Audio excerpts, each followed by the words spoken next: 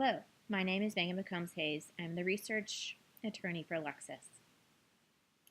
This video will be covering statutory research. For this assignment, you'll be researching and writing a motion to dismiss with a memorandum of support. Through this assignment, you'll be learning legal research skills that will be very important in your future career.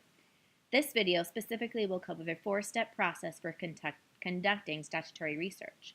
By the end of this video, you will know how to retrieve the statute in question, view the plain language of the statute along with the annotations, gain context by reading surrounding statutes, and finally, find cases and secondary sources that interpret and apply this statute. We will cover this four-step process using the research hypothetical from your current assignment. Let's go ahead and log on to Lexis Advance at the URL listed. The documents found in this video will be important for your brief, so pay close attention and consider adding all of these documents to a folder on Lexis. Let's begin your statutory research by using some of the search terms found in your assignment. Our first step in statutory research process is to retrieve the statute in question. There are three ways to retrieve the statute on Lexis Advance. Obviously, I can go and just type in the citation, 6 ORS 656.005, and hit search, and that will retrieve the specific statute. If I don't know the exact statute, here it is here, I'm going to go back to Lexis Advance. If I don't know the specific statute, I can browse through Oregon statutes to find one that is applicable. I would do that by typing in Oregon statute. You'll notice then that Lexis populates my specific sources and documents that are applicable to my search terms. So then I would do is I would click here on Oregon statutes.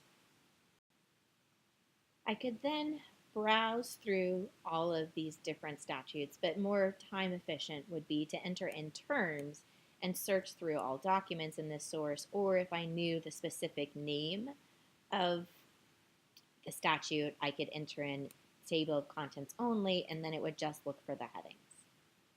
The third way to look for and find a statute is if you want to just look for specific terms. So I could enter relevant terms from my assignment, and that would be workers' compensation,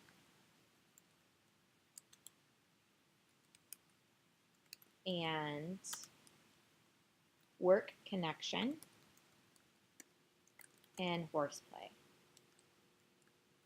These three terms or phrases were all pulled from your specific assignment. I'm going to go ahead and hit search everything. Now I can filter in the beginning and filter to Oregon, or I can filter it after I run my search. Either way, I'm going to get the same results. So I'm going to go through into statutes and legislation to find my code. Remember, statutes are also codes, so I'm going to narrow under category to code.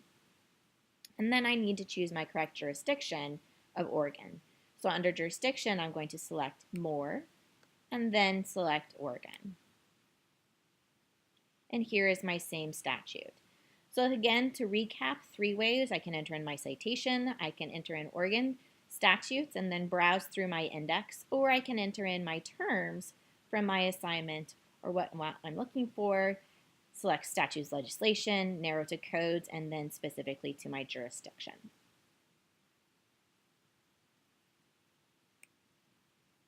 Then once I've retrieved everything on this topic, I simply click on the specific statute. And now this leads us to viewing the plain language of the statute and reading the annotations. The first step, obviously, is going to be reading the entire statute, not just the specific subsection that's relevant, which was, if you remember, 7-A. So I want to make sure that I understand this statute. So 7A is here, a compensable injury, and I'm going to read through this, and then I want to now understand how do the courts actually apply this specific subsection 7A. So I'm going to go through and find my annotations first. At the very top here under the Go To button, I'm going to click down and I'm going to click on Annotations. Annotations is like a legal index of all of the main issues that are addressed in this specific statutes by the courts. The case notes provided are in outline format, so you simply scroll through the list and select the heading that most closely matches your research. So, for example, if I scroll down, I'll see that some of my terms are highlighted, but specifically I want to find cases today that are dealing with horseplay. So I'm going to see if any of these deal with my topic, and here I have course of employment, horseplay. I'm going to click on the down arrow, and this takes me to all of the Oregon cases that are specifically dealing with horseplay. Now remember, the annotations are just a small snapshot of the list of cases that deal with a specific statute. So my full list of cases that all highlight and interpret this statute are actually going to be under Shepherdized. These are just going to be probably the main cases that deal with this specific issue. One more thing I want to point out before we move on is that there's probably going to be more than one section that also might have relevance to you. So make sure you go through the entire list to capture the cases that are going to be most on point. All right, now we're going to go ahead and Shepherdize this document. So we're pulling all of the cases that have cited to this particular statute. This is a very important step in conducting statutory research. Shepard's is not just a tool to find out if the case law is good, it's a citator, which means that it gathers all the citations for you. We default to citing decisions, which is just the list of cases that interpret this particular statute. This will help you to quickly determine how the statute has been interpreted and applied and what is exactly you will need for your brief. So, Shepard's has 3 tabs under statutes. Citing decisions, which I already explained. History is everything that happened in order for this particular statute to get to where it is. So it has all of your legislative materials. And then finally, other citing sources is going to be everything outside of cases that have cited this particular statute. So other motions, briefs, etc., other related statutes, regulations, and then my secondary sources here. We're going to stick to citing decisions. So go ahead and select there. And then what we're going to do is, again, we want to make sure that we're filtering to just the applicable cases. So the first thing I'm going to do, if I'm not limited to a specific subsection, is I'm going to make sure that I'm just looking at the Oregon cases. Jurisdiction, jurisdiction, jurisdiction. Make sure whenever you're doing any filtering that you're only looking at the jurisdiction that's relevant for your assignment. You're not allowed for this particular assignment to look outside of Oregon State cases, so we're just filtering to Oregon State cases. Now, let's say that I didn't find any cases that had to deal with work connection and horseplay. So here's where search within results, I can create, in a sense, my own annotations. If I didn't find enough cases in my list of annotations under the annotation sections and the statute, now I can pull all the cases that might have to deal with my topic. So I'm going to put in my original search terms, workers' compensation, and horseplay, and hit search. I've gone down from 723 cases now to 9 cases. This is a really good way to filter to cases that are on point and relevant for my issue. Now, you'll notice one more thing that I haven't pointed out yet, and that is the subsection reports by specific court citation. So remember, we're limited to subsection 7A, but this list that I'm looking at here is pulling from all of the cases that have cited any part of the statute. We're not limiting it at this point to 7A. When I select subsection reports by specific court citation, that then allows me to narrow my results to just the cases that have dealt with my specific topic or my specific subsection. So I'm going to scroll down until I find 7A. And here we are on result number 11. Remember that first initial Shepard's report pulled in 729. Now I have 467 cases that just deal with this specific subsection 7A.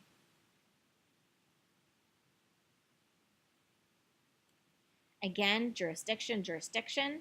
I only care about my Oregon state cases, which limits it to 254. And I can run the same search that I ran before, so I'm looking within my results of workers' compensation and horseplay.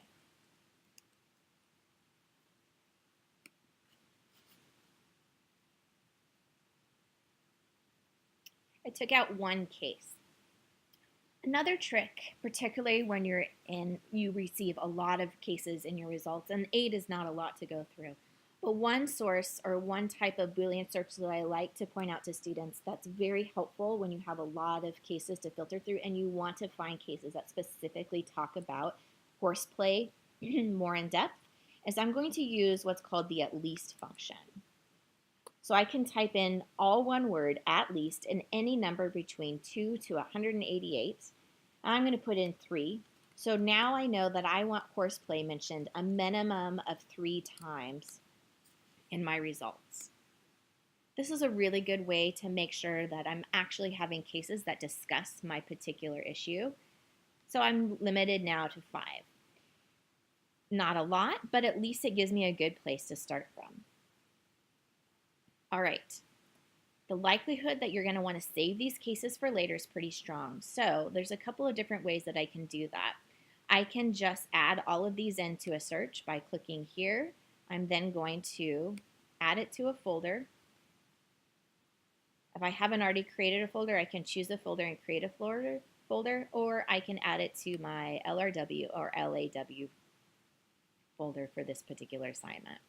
And then I have access to these later. But I would highly suggest that you save particularly the statute and these cases. Before we move on, I want to briefly point out that this particular statute is good law.